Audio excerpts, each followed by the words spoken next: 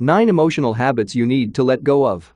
The way we talk to ourselves day to day greatly affects our emotional outlook.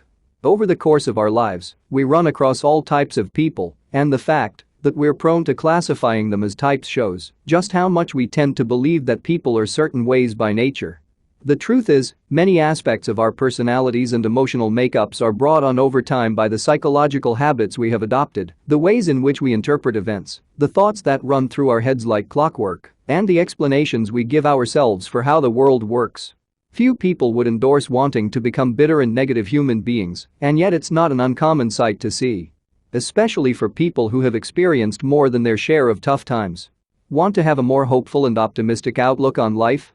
See if you can diminish the following mental habits and go from there.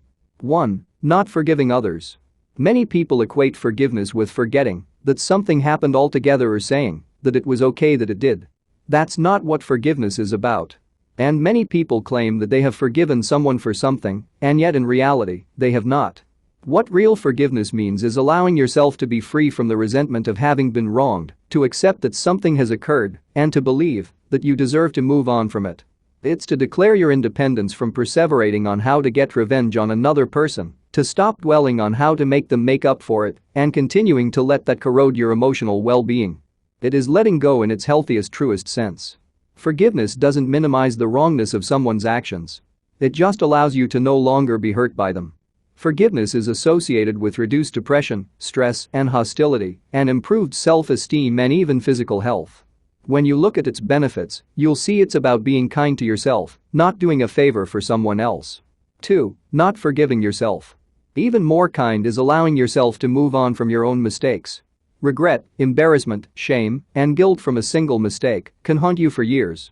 And the ensuing negative thoughts, stress, and pessimistic outlook on life can create a dynamic where you view the world in a bitter way, all because you feel like you are unworthy of feeling okay. In fact, forgiving yourself has been shown to help reduce feelings of depression. If you find yourself plagued by thoughts of past mistakes, start noticing and exploring them. When are they at their worst? What feelings do they bring on? What makes them go away? If you are locked in a never-ending fight with the thoughts, trying to reason your way out of them, see if instead you can learn to accept their presence without endorsing their meaning. I'm having the thought again about the time I really was cruel to my parents. Hi, thought. I hear you there. You can't hurt me right now, though, because I'm deciding what to have for lunch. 3. All or none thinking. It is amazing how frequently all or none thinking seems to underlie such a variety of unhealthy psychological states. From panic to low self-esteem, from perfectionism to hopelessness, it is not uncommon to uncover hidden and not so hidden patterns of this dysfunctional thinking in my clients when they are struggling with a negative worldview. What all or none thinking does, by its very definition, is make your outlook on life more rigid.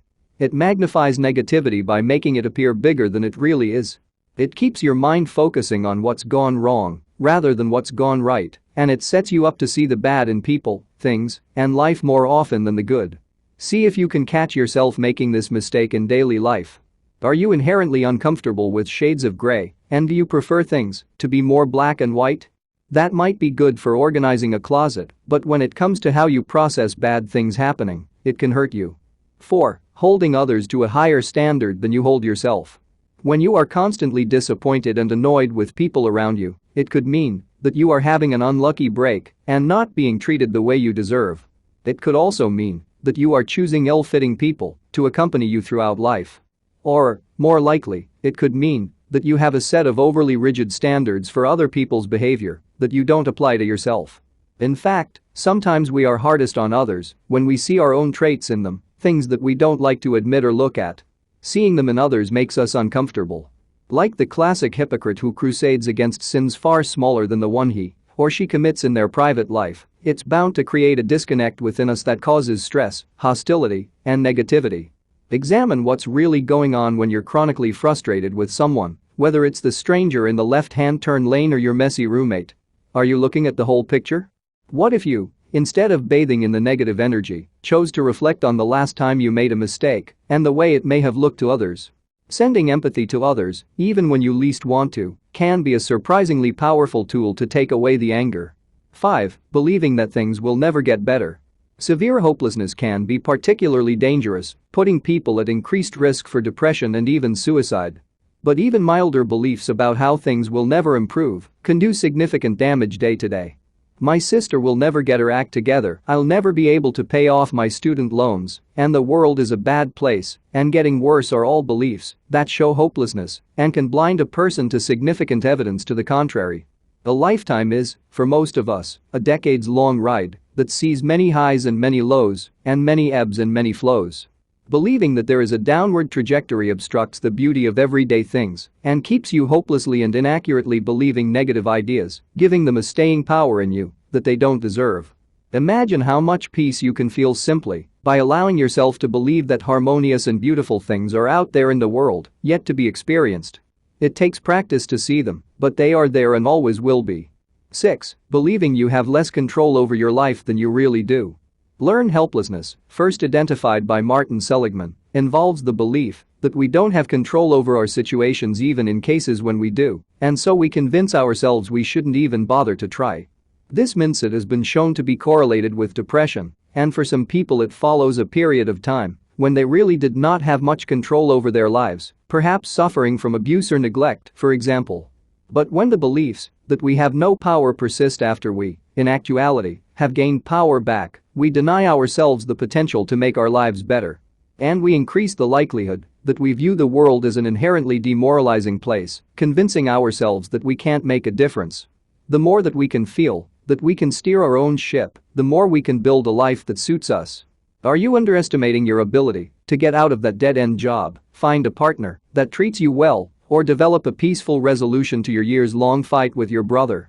If so, you are doing yourself a great disservice and increasing your chances of letting your mindset harden into a bitter one. 7. Believing the myth of arrival. The myth of arrival refers to the idea that once you have arrived at a certain point in your life, everything will fall into place and the life you have waited for will finally begin. But sometimes this belief that things will automatically get better once a certain thing happens can be nearly as damaging as believing that things will never improve, because the former sets you up for a devastating letdown when things actually don't get better. Once I finally meet the one, get my promotion, lose those 20 pounds, live in a bigger house, get my kids settled into independent and successful lives, then I'll be happy are common ways of thinking. But putting our happiness on hold and in the hands of a random life event that may or may not have any effect whatsoever on our happiness is giving way too much power to an external situation and not nearly enough to ourselves. It robs us of the ability to find joy on our own terms. It makes us miss the proverbial journey because we're so over-focused on the destination. And worst of all, it sets us up for the crash that comes when we realize that it wasn't those 20 pounds that were making us depressed, it was the fact that we were depressed for different reasons entirely that made us put on 20 pounds in the first place. 8. Overgeneralizing. It was one of the cognitive errors that Aaron Beck first identified as putting people at higher risk for depression, and it often manifests itself in believing that if you fail at one thing, you will fail at everything. The tendency to overgeneralize, to turn a setback into a mountain from a molehill, also underlies a lot of people's thinking patterns who have pervasive negative views of the world outside of themselves. Sometimes this type of thinking can even look like paranoia. Give anyone an inch, and they will take a mile, or just about everyone will take advantage of you if you let them.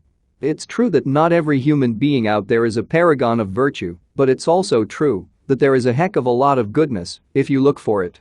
And just because there are scammers out there doesn't mean that you should stop helping those who aren't. After all, helping others gives us a mood boost.